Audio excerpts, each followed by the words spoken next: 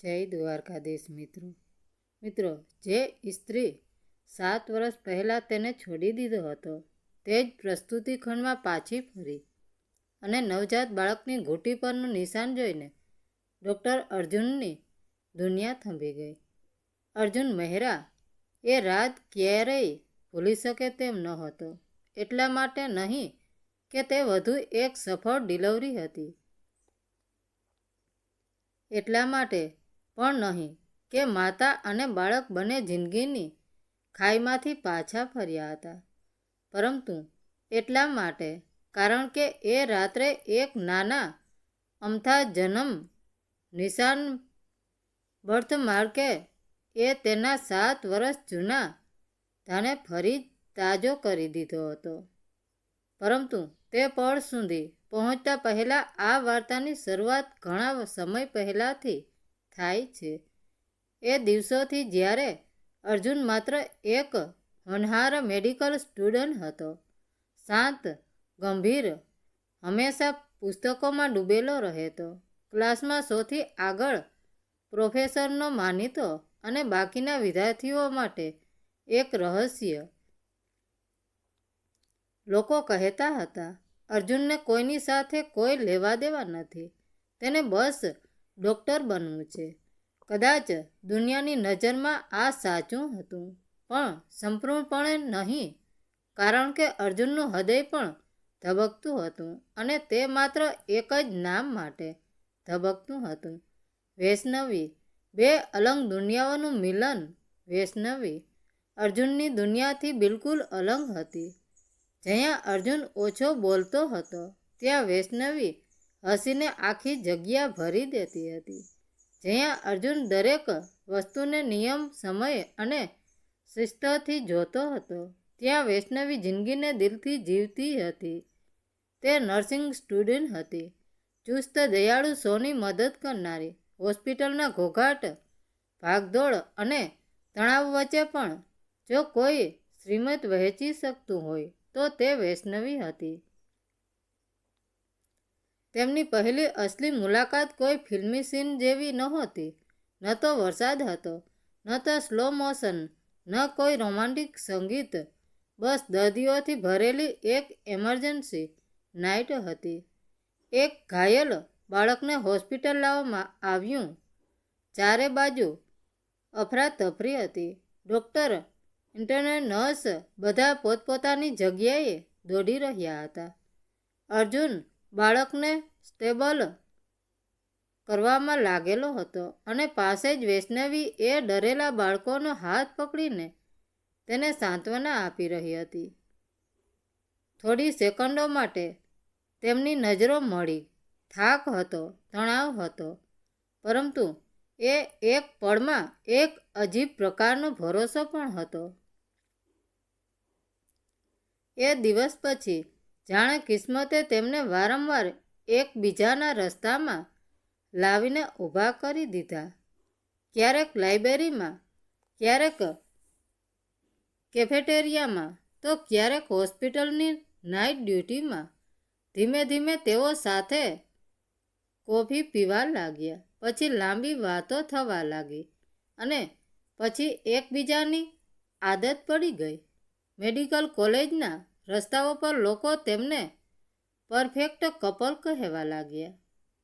તેઓ પોતાના ભવિષ્યની વાતો કરતા. અર્જુન એક મોટો સ્પેશિયલિસ્ટ બનવા માગતો હતો. વૈષ્ણવીનું સપનું હતું કે એક દિવસ એવું મેડિકલ સેન્ટર ખોલે જ્યાં ગરીબ દર્દીઓને ક્યારેય ના પાડવામાં ન આવે. બંને વિચારતા હતા, એક દિવસ આ સપના સાથે પૂરા કરીશું. સપના અને સંબંધો વચ્ચેનો ટકરાવ. પરંતુ દરેક સુંદર વાર્તાની સૌથી મોટી કસોટી ત્યારે આવે છે જ્યારે સપના અને સંબંધો એકબીજા સાથે ટકરાવા લાગે છે. અર્જુનનું કરિયર ઝડપથી આગળ વધવા લાગ્યું. નવી જવાબદારીઓ, લાંબી ડ્યુટી, રિસર્ચ, કોન્ફરન્સ, ટ્રાવેલ. ધીમે ધીમે તેનો સમય પોતાનો ન રહ્યો. ક્લોઝ ઓછા થઈ ગયા. મુલાકાતો ટાળવા લાગી. મેસેજ વાંચ્યા વગર રહી જતા. તે વિચારતો હતો, આ બધું તે પોતાના ભવિષ્ય માટે કરી રહ્યો છે. પરંતુ વૈષ્ણવીના ભાગમાં જે આવ્યું તે હતી રાહ, અને પછી એકલતા. પછી એક રાત આવી જે કદાચ બધું જ બદલાવા માટે આવી હતી. ઘણા દિવસો પછી અર્જુન વૈષ્ણવીને મળવા તેના એપાર્ટમેન્ટ પહોંચ્યો. ત્યાં કોઈ ગુસ્સો તેની રાહ નહોતો જોઈ રહ્યો. ત્યાં હતાશા બેઠી હતી. વૈષ્ણવીની આંખો ભરાયેલી હતી. તેણે બસ એટલું જ કહ્યું, હું હવે તને ઓળખી નથી શકતી. અર્જુને સમજાવવાનો પ્રયાસ કર્યો, આ બધું હું આપણા માટે કરી રહ્યો છું. પરંતુ વૈષ્ણવીનો આગળનો સવાલ હવામાં તરતો રહ્યો, પરંતુ તું આપણા માટે, આપણે હજુ પણ બચ્ચા છીએ. એ રાતે દલીલો થઈ, કડવા શબ્દો બોલાયા, અને બીજી સવારે વૈષ્ણવી જતી રહી. બસ એક ચિઠ્ઠી છોડીને એક જ લાઈન લખેલી હતી, હું તને પ્રેમ કરું છું, પણ હવે રાહ નથી જોઈ શકતી. મહિનાઓ વીતી ગયા, પછી વર્ષો, અને અર્જુને પોતાના તૂટેલા હૃદયને કામમાં દફનાવી દીધું. સમયની સાથે તે એક પ્રખ્યાત પ્રસ્તુતિ નિષ્ણાત એબ્સ્ટ્રેક્ટિશિયન બની ગયો. ભૂતકાળ પાછો ફર્યો. પછી એક સવારે હોસ્પિટલમાં એક ઇમરજન્સી કોલ આવ્યો. High risk pregnancy. મામલો નાજુક હતો. અર્જુન મોડું કર્યા વિના ડિલિવરી રૂમ તરફ ભાગ્યો.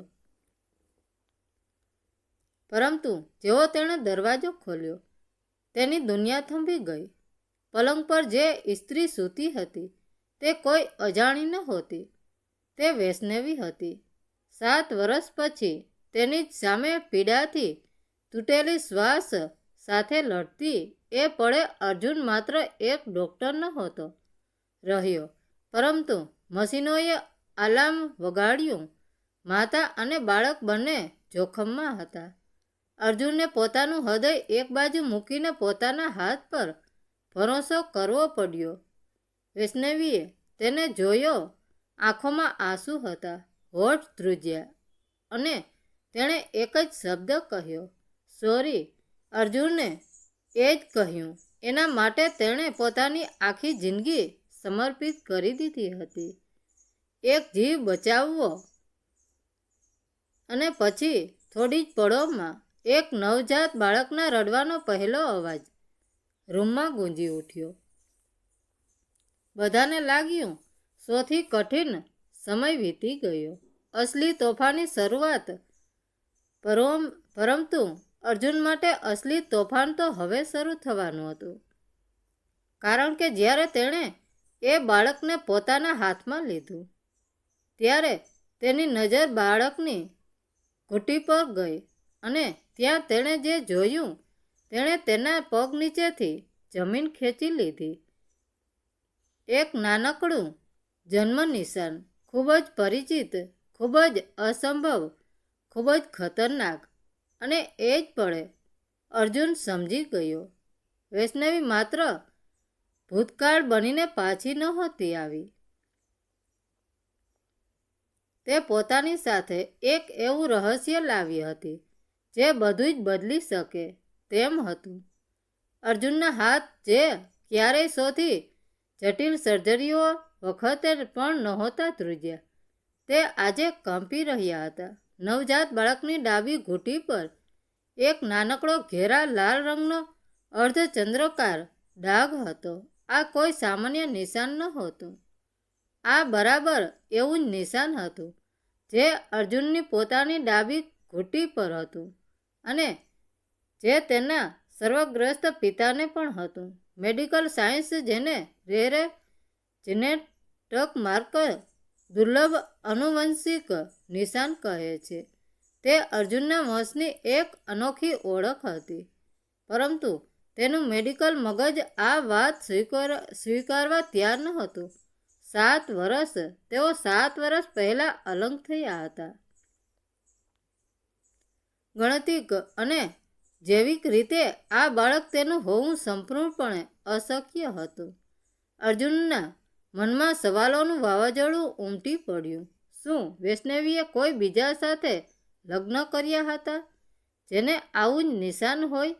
ના, આટલો મોટો સંજોગ હોય જ ન શકે. નર્સોએ બાળકને સાફ કરવા અને ઇન્ક્યુબેટરમાં રાખવા માટે અર્જુનના હાથમાંથી હળવેકથી લઈ લીધું.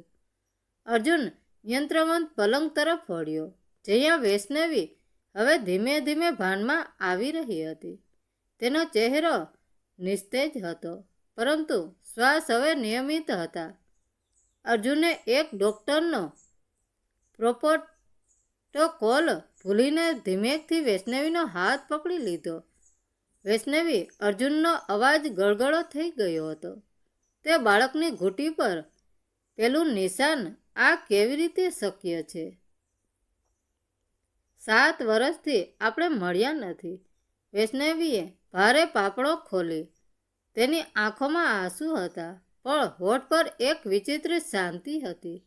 તેણે ધીમા થાકેલા અવાજે કહ્યું, તને યાદ છે અર્જુન, 7 વર્ષ પહેલાં આપણા બ્રેકઅપના થોડા મહિનાઓ પહેલાં જ્યારે મને ઓવેરિયન સિસ્ટનું નિદાન થયું હતું? અર્જુનના મગજમાં અચાનક વીજળી ઝબકી. ભૂતકાળનો એક ભૂલાયેલો અધ્યાય તેની આંખો સામે આવી ગયો. હા, તેને યાદ હતું. ડૉક્ટરે કહ્યું હતું કે ભવિષ્યમાં વૈષ્ણવી માટે માતા બનવું મુશ્કેલ બની શકે છે. વૈષ્ણવીએ ઊંડો શ્વાસ લીધો અને આગળ કહ્યું, તે વખતે આપણે આપણા ભવિષ્ય માટે એક નિર્ણય લીધો હતો. આપણે આપણા ભ્રૂણને ફ્રીઝ કરાવ્યા હતા, એ વિચારીને કે જ્યારે આપણે તૈયાર હોઈશું ત્યારે આપણું પોતાનું એક કુટુંબ હશે. અર્જુન શસ્તબદ્ધ રહી ગયો.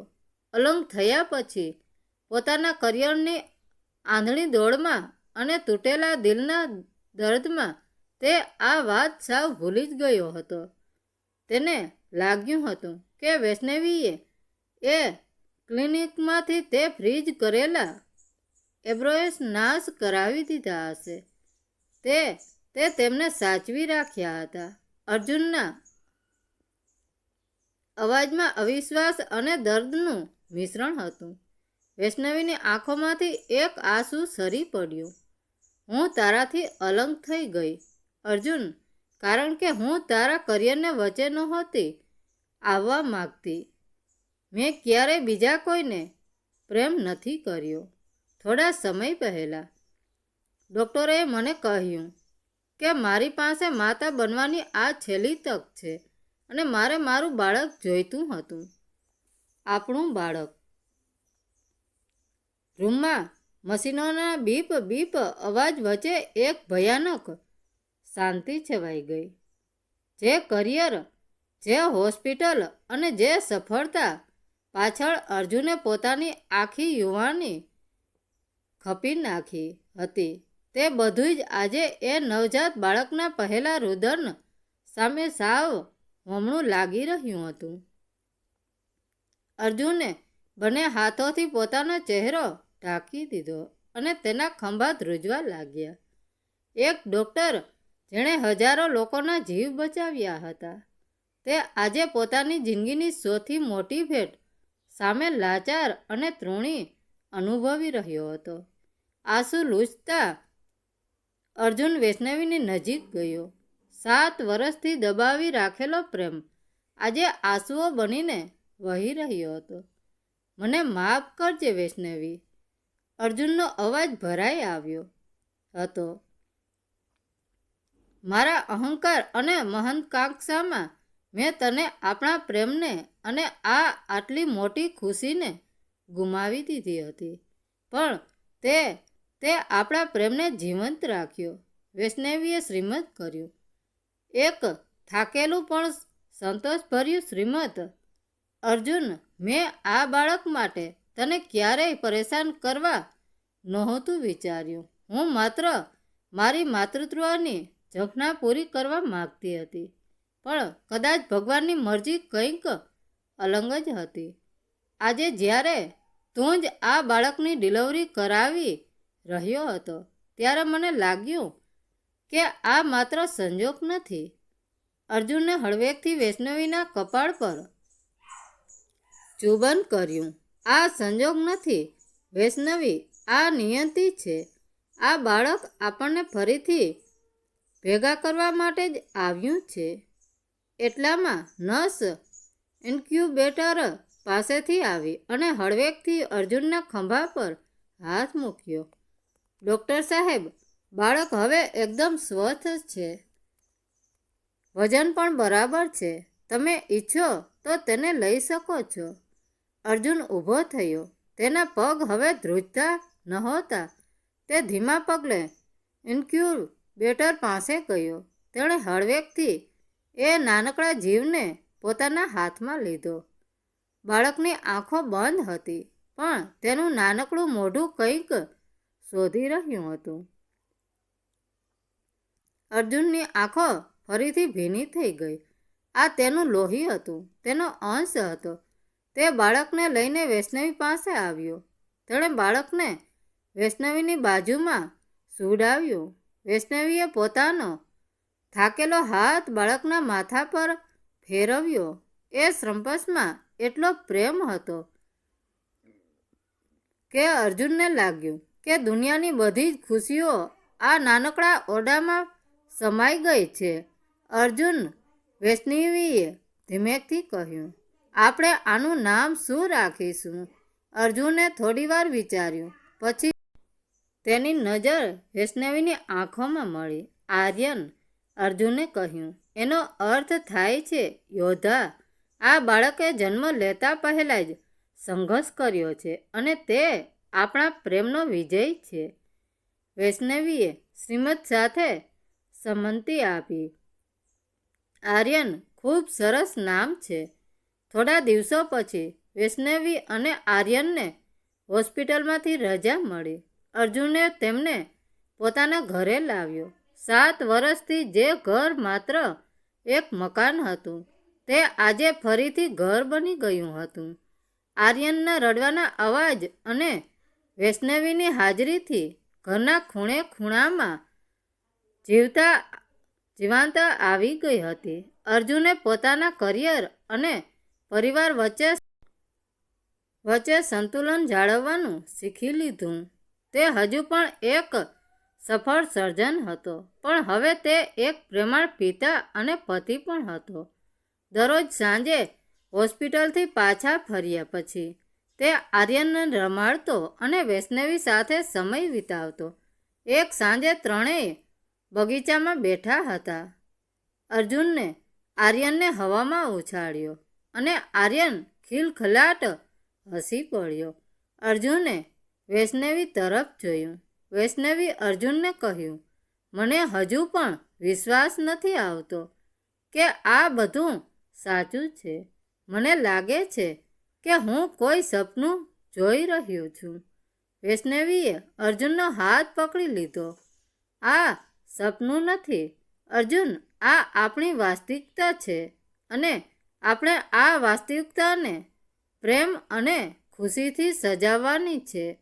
અર્જુને વૈષ્ણવીનો હાથ ચૂમ્યો. હા વૈષ્ણવી, આપણે આને પ્રેમ અને ખુશીથી સજાવીશું હંમેશા માટે. અને એ સાથે જ એક ભૂલ, એક ગેરસમજ અને 7 વર્ષના અંતરને ભૂંસીને એક નવી શરૂઆત થઈ. એક એવો સંબંધ જે ભલે તૂટી ગયો હતો, પણ એક નાનકડા જીવના આગમનથી ફરીથી અને વધુ મજબૂતાઈથી જોડાઈ ગયો હતો. પ્રેમનું આ નવું સ્વરૂપ જે માતૃત્વ અને પિતૃત્વના રંગે રંગાયેલું હતું, તે ક્યારેય ન ભૂલી શકાય એવું હતું. મિત્રો, વાર્તા કેવી લાગી? સારી લાગી હોય તો કોમેન્ટ કરીને જરૂર જણાવજો. ધન્યવાદ મિત્રો. રાધે રાધે. જય દ્વારકાધીશ.